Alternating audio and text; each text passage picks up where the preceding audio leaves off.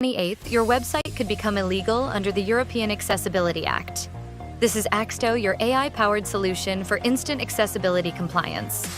Just enter your domain, and Axto scans your site, flags every issue, and generates a downloadable legal-grade PDF report in seconds.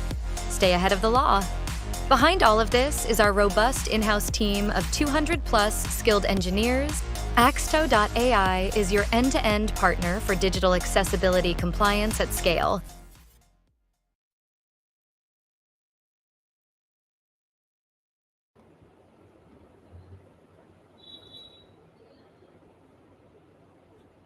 Hello, everyone. Hi. Hey, Clive, how are you? I'm good. It's nice to see you again, Vida. How are you? All good. Okay, I think we have some guests here, so I think we should start. No problem. Okay, so hello, everyone. Welcome to today's webinar. I am Radha, and I'll be your host as we dive into accessibility, illusions, and building better digital experiences with Axto. Now, before we begin, I would want to say this session is brought to you by Maxtron. And no, we are not superhero movie villains or new Transformers, though we get that a lot. But we are a team behind Axto, and we are serious about one thing: making accessibility simple, scalable, and actual useful. So let's keep things light, fun while we learn. So here's a little accessibility joke, I think, which will obviously, like be entertaining for the audience to kick things off. So why did the website go to therapy? I mean, because it didn't handle the criticism even from a screen reader. Okay, okay. So the accessibility humor is a niche market, but we are here for it. And before we dive in, a quick heads up. Axto is offering free accessibility audits throughout this month to help you evaluate your website for EAA compliances totally free. And here's a fun fact part: everyone who registers um, onto our website during this event will receive free credits after this session. So if you haven't already, hop over to axto.ai and please get it signed for yourselves. So now we will be having the highlight of today's event. We are actually honored to welcome someone who's practically a legend in accessibility world, Clive Loseby. Clive has been leading conversations along about digital illusions long before it became a headline trend, and we are thrilled to have him share his insights with us. So, Clive, thank you so much for joining us to kick things off. Would you share a bit about your journey, about how what pulled you into the world of accessibility, and why it mattered to you so much? Sure. Thank you again for inviting me to come on board this afternoon. It's great to be here. It all started back in 1989. I was in a terrible car crash. Life changed overnight. My girlfriend at the time, we later married, was left paralyzed. I had a significant head injury, punctured lung, was on life support. The experience forced us to see the world through the lens of disability. And it was at a time that there were no laws to protect or support accessibility. Years later, when we got into web design, we found the same barriers existed online. And it was pretty shocking. Anyway, one day I was at a networking event. We went into building accessible websites because they needed to be done. And one day a lady spoke to me at a networking event and asked me, very nice lady, but genuinely asked me how blind people can even use the internet because they can't see the screen, because I've been talking about blind people, I think. And that really hit me because I realized that people literally don't understand what accessibility is like. So that's when I wanted to try and step up and speak out. I don't want to speak technically. I wanted to speak humanely because this is a human problem. It needs human understanding. So that's what my TED Talk was all about. Okay. Wonderful. So, we will be having, quick question and answers, which obviously we have prepared. So, my first question, which I would really appreciate if you can answer, will be like, because we all know that you have been, having a great conversations all across. So, you have delivered like TED Talks, and that had inspired so many people. Like, what inspired you to step onto the stage and advocate so passionately about digital illusions? Well, as I say, explain with my background, it's only because of our personal experience, our lived experience, that we get it. And Absolutely. that's why I don't get cross when people don't understand, because if the accident hadn't have happened, we wouldn't have got into accessibility. So I think most of the people that I know who work within accessibility have got personal reasons for doing so.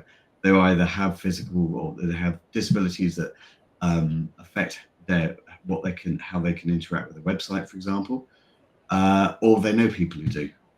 Usually there is a reason. So it is the personal reason. I used to speak at a lot of networking events with small groups of people. Getting the chance to do the TED Talk 3 years ago and get that kind of exposure has been quite profound. But it's allowed me to get my message out onto a bigger platform.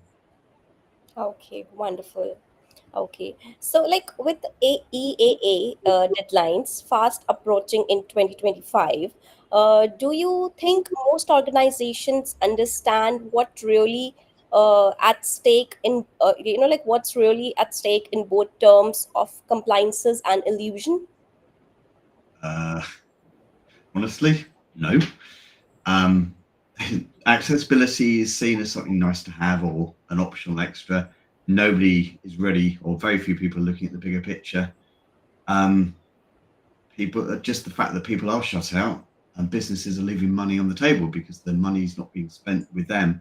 The European Accessibility Act is going to change it, and people don't really get it. It's GDPR for digital inclusion. And when the fines come and reputations will be damaged, that's when people will take it seriously. It's a shame it's taken nearly 20 years to get to this point, but I genuinely believe it is a good thing, because once they understand what is truly at stake, and once they see companies being fined large amounts of money for having inaccessible websites, they will get it. Um, Whether people do it for commercial reasons, for ethical reasons, or for legal reasons, the point is they're going to get it done. And this is the one chance where it really will change. But yeah, Absolutely. even now, one day before this goes live, I'm still meeting the same resistance, the same ignorance, the same I don't want to know.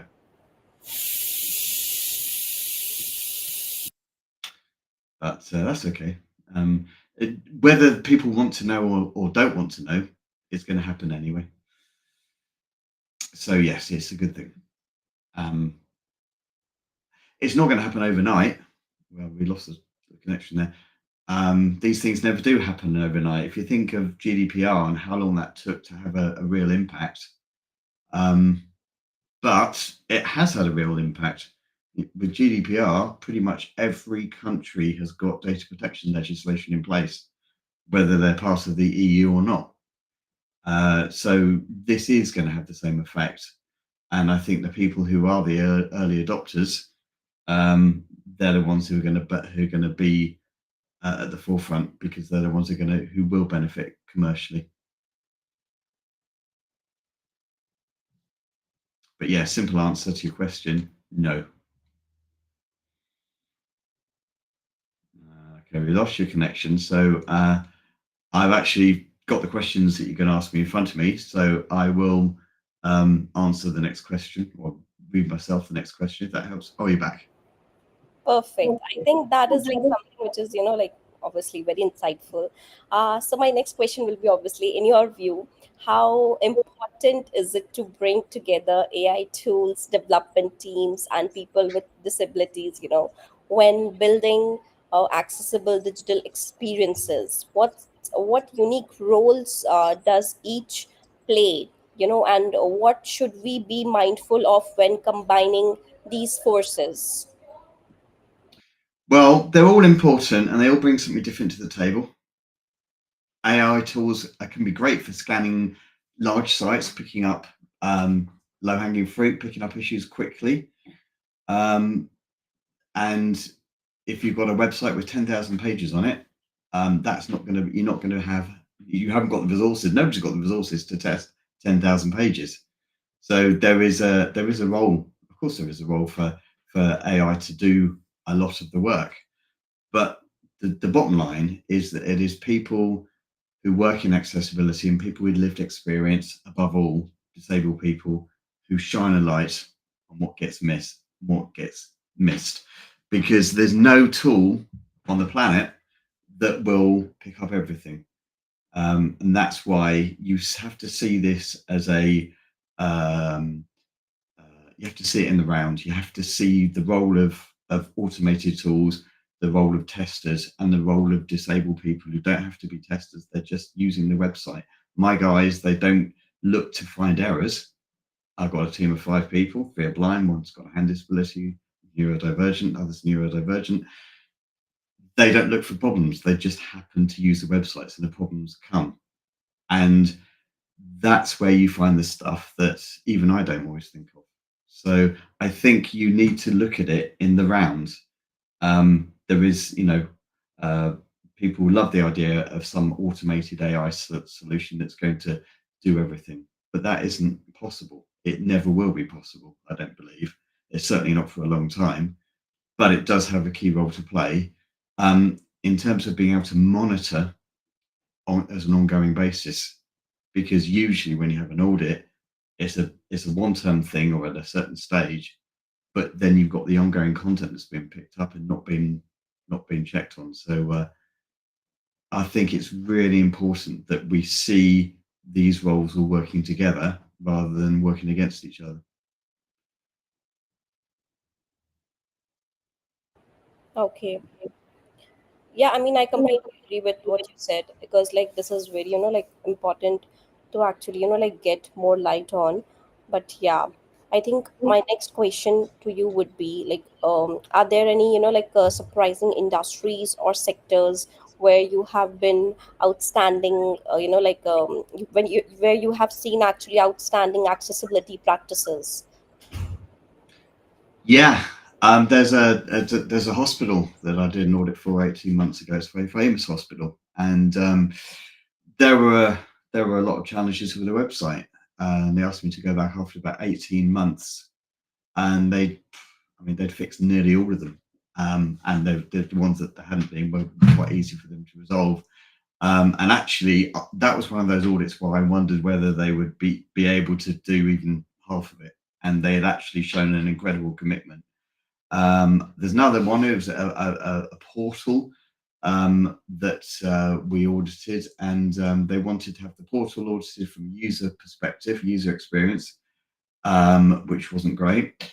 But they also wanted to have the administrative side of it audited, because obviously blind people can run in an administrative role rather than just being a user. And actually, I found some incredible things about that, and I think it might have been coincidental or just luck, but it was actually far more accessible. And little things like messages popping up. You've now done this successfully. You've now just added this person. Every single one of them, no, nearly all of them, were sending out screen reader alerts. And that's something that you just don't see, or you don't experience, that they actually notified. But the user portal, which is the thing that everybody uses, didn't. So it's that surprised me. And then working with parliaments, other government bodies, when I've been brought in from the start or been involved in from the start, it you it's great because you get people thinking about what the problems may be before you've even written a line of code. So yeah, so you do. The thing is that I find once people understand it and they begin to get into it, you see some incredible ideas that they come up with, and they've got a real enthusiasm for it because they get it and they actually want to do it. Because once you're on this road, it is a one-way street. You're not going to unlearn everything that you do. You're not going to suddenly start making inaccessible websites. So it's one of the things that actually I find incredibly encouraging. Once you get people on that road, they really want to learn. Understood. Okay. So, like, do you believe accessibility audits should be, like a one-time check or more of an, like an ongoing cycle? And how can platforms like Axto help embedded that habit into a, like a company workflow? Well, I suppose if you think of an audit, a full audit being something that's involved either at the design stage or when there's a major amount of work to be done, and then because you could have a beautifully remediated website that then gets given over to the hands of another team that will be uploading the content on several times a day, maybe hundreds of times a day. If they're not fully trained in accessibility, putting up accessible content, then the role of AI tools in picking up those kind of issues on a daily basis, I think speaks for itself, because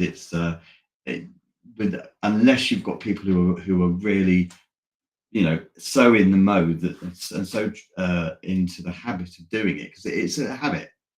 All of the good accessible practice is a habit, and if you're not in that habit, or you'll forget once and you put an image up without an alt tag, it's so an easy thing to do, and it's such an easy thing not to do as well.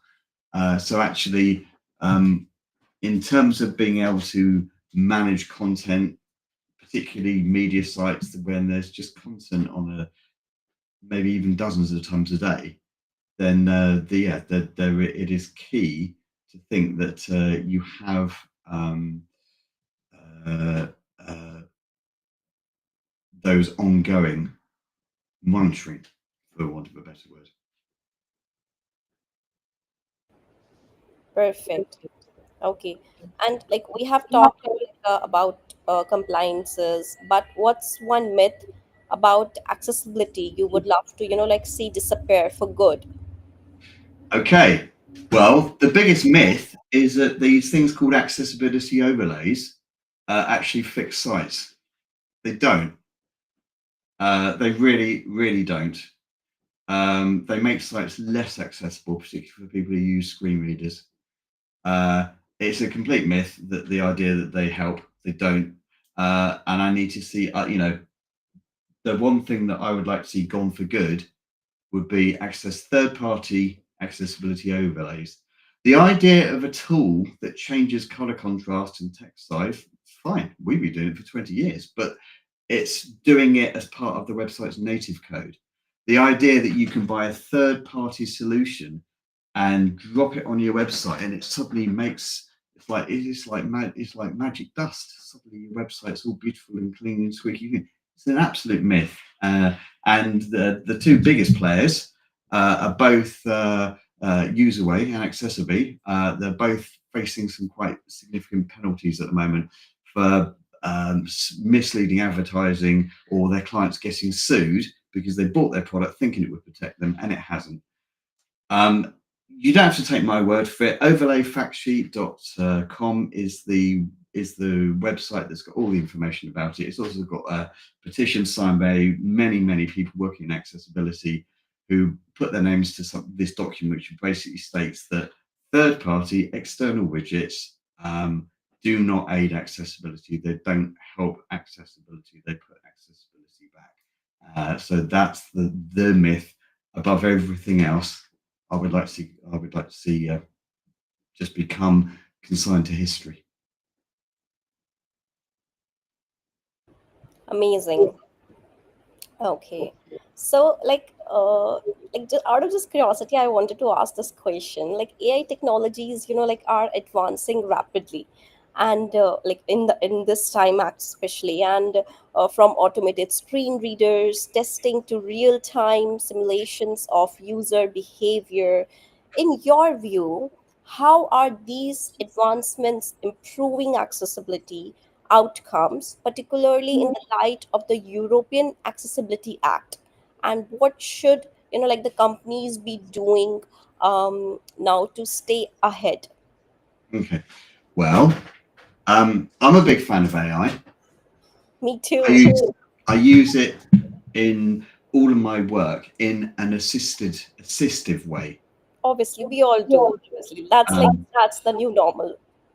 but having worked with it for a very, pretty intensively, I'm aware of its limitations. I'll give you a simple analogy. I've lived with my own disabilities back from the car crash for decades, but my own impairments don't affect how I use a computer. So even though I've worked in accessibility for a very long time and I can use the tools like screen readers, I would never pretend that I could then replicate the lived experience of somebody who literally cannot see the screen or uses voice commands or has cognitive overload, because you just can't. So the problem with automated screen reader testing and so-called simulations is that they may give an impression, but they don't reflect the lived experience of people. And it's, time after time in my audits, when I work with my team, they're just trying to use the website.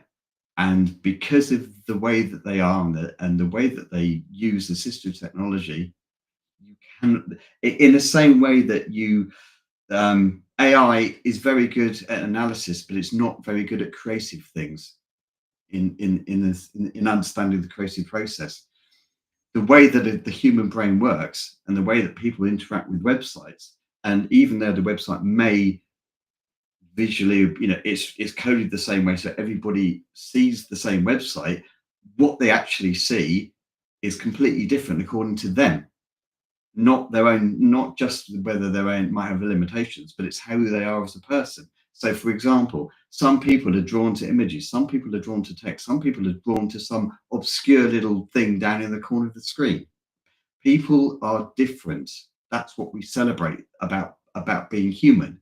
It's the things that make us different, and Absolutely. it's the lived experience of real disabled people, and there's a lot of them. 1 billion, 1 billion of them. So there's a lot of people that could get involved in a global movement that would actually partner with AI and allow everybody to benefit. And I think the problem, that we are not at the point where AI is going to allow people to resolve their issues, their compliance under the EAA. The EAA compliance is very straightforward. It is WCAG 2.2 AA. That is the standard as far as the ADA is concerned in the States, as far as it is concerned in the UK with government regulations for public sector websites. Everything comes back to WCAG 2.2 AA, which is the standard at which you can test a website. You cannot test a website fully without involving people. And I would say you can't, even using people who've done testing for years and years, it's still not the same as bringing in real disabled people with their lived experience. And that is something that we're always going to have. So that's kind of what my view on it. Again, it's seeing AI as something that is in a supportive role. I get it. Any company owner who doesn't understand any of this, they're thinking, what's the solution? The EAA is happening. I've got to do something quick. They'll go to a website. They'll read about some. They'll read about some solution, going back to Useway and Accessibility and all those other people, and think, oh, that's what I need, and I'll pay thousands a year to subscribe to this tool that's going to fix all their problems, and it doesn't. It makes things worse. You see, this is why I think it's really important to get the message out that there is no instant fix. You're starting a journey, and the sooner you start it, the better. So in terms of what companies should be doing to stay ahead, well, actually starting would be good. And actually starting the journey, it's a journey that everyone's got to take. And when I talk to people, some people are further along the journey than other people. Some people haven't even been aware that they've got to start the journey. But regardless of where they're at, that is something that they're going to have to deal with. I've lost you.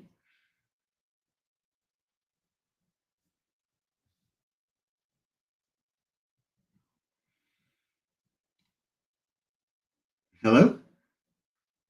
Can't hear you. Yeah, I think I had to change my background because there was some network issues. But yes, I think I can't, agree less on what you said.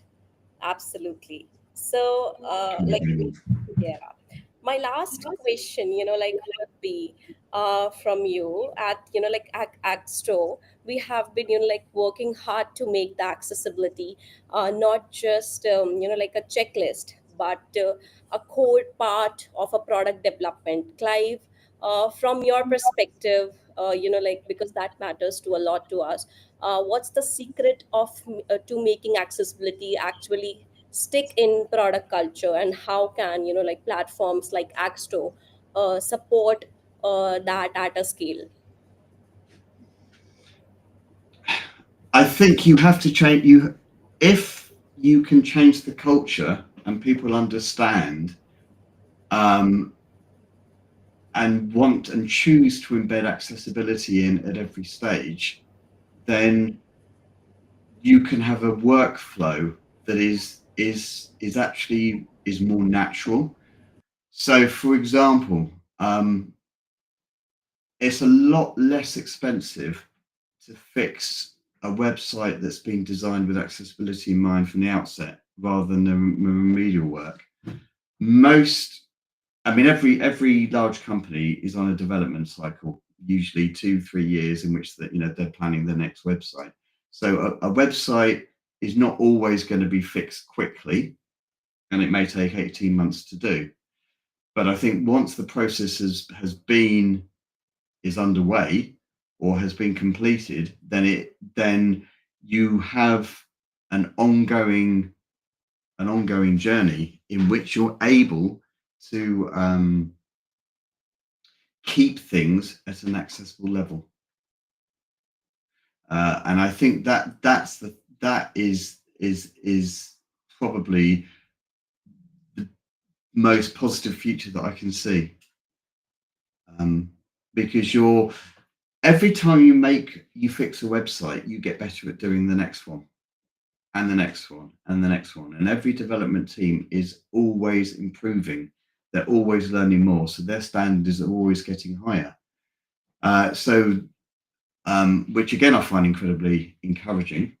And I think if you have processes involved that are always making sure that everything's kept up to date, and again, it's more of an ongoing content issue, because if you build the framework, if you build the structure of a digital platform in an accessible way, that's half the battle done. Obviously, when you might have to have new sections developed. Everyone's is constantly thinking of different iterations of what they might develop next. If the accessibility is built in to their culture, built into their process, personally, I would like to see every development agency or every web development part of a large company just actually have disabled people as part of the team, so that what you then have, it becomes a natural evolution, because if everyone's got somebody who uses a screen reader, everyone's got somebody who uses um, voice recognition software, we've got neurodivergent people, then it just it or other cognitive issues, it just becomes something that is natural. It becomes your culture. If you've got somebody who's in a wheelchair in your office by its nature will be accessible.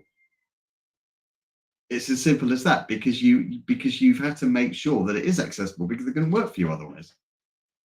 So I think what we need to do, one of the things about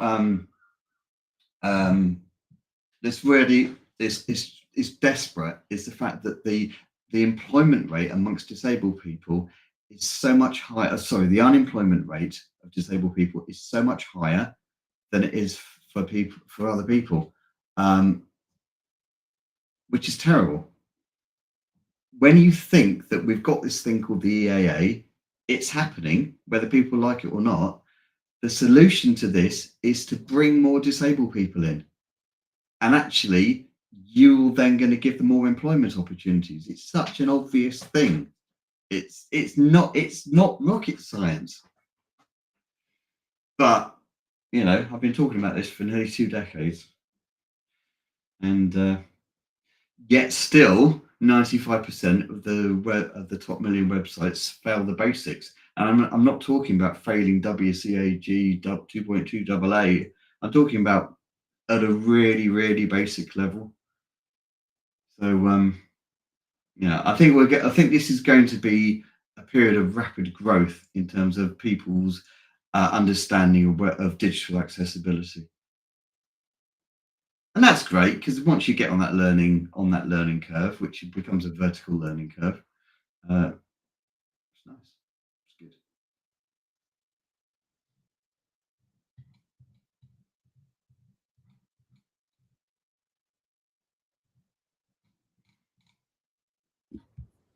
Perfect. There was one more question that you were going to ask. I don't know if you about one change that could have the biggest impact. Yeah. So what I would say, the one change, if implemented universally, that would make the biggest impact on digital accessibility worldwide, is to have a proper, honest accessibility statement on every website.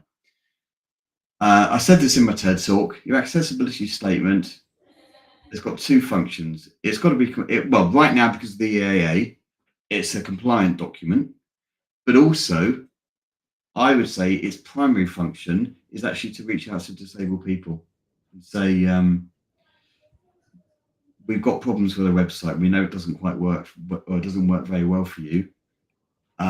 Here are the issues upfront about it, and here's how to reach us if you need help with it. For Because sure. disabled people don't expect perfection. Disabled people don't expect everything to work really well for them. They just want to know that somebody's trying and thinking of them. Absolutely. So that would be, if we could see accessibility statements, and actually from a compliance point of view, it's if you're looking to start investigating websites for accessibility, what's the first thing you're going to look for? Is there a statement, yes or no? Because that's very easy to find. If there's no statement, that's a red flag. Okay, second thing, is this statement a compliance statement, or is it something that obviously has just been put together by somebody who says, oh yeah, we're fine? That's the other red flag. So really, from my point of view, if everybody could have an honest compliance statement on the website, that would allow everybody to understand where we're really at, not as a badge of shame, just as an honest conversation with disabled people. Absolutely. Yeah. I think like that has been such a great, like insightful conversation with you, Clive. I am so grateful to actually, be here with you and having a conversation with such great insights. I mean, can't, thank less to you, obviously. But yeah, I mean, like a quick energy check. If guys, if like to our audience, if you are still with us, just like give us a virtual thumbs up in the chat. We'll be so happy to know that you guys are actually like having a great time here. And apart from that, like my last question will be to you for this session will be that how do you like think Axto is gonna be like performing in the space to actually like make sure that they're contributing good in the revolution which is coming. Well, if the platform is able to explain to people what it can do and what it can't do in an honest way, so it's not raising people's expectations that in an unreasonable way, but just saying, yeah, this is what we can do and this is how we can be part of your journey. I think that would be a really helpful thing to do. And that's how you can truly help, by saying, yeah, this is where we're at, this is how we work, and this is what we can do to support the wider accessibility uh, lens, if you like. Perfect. Perfect. I think as we wrap up today's session, our one last reminder, Axtra is offering free accessibility audits all month long. So if like register during our today's webinar, so you'll get free credit bonus. And on the top of that, whether you are new to accessibility or looking to scale your compliances across multiple products, this is the best place to start. So let's build the web for everyone, and hey, let's make it a little fun while we are like at it. So thank you so much everyone for joining us, and we will definitely see you in the next session. Thank you so much, Clive, for having your time here, and No worries. to some wonderful insights. It means really a lot to us. Thank you so much. Okay, take care. Thank you. Bye.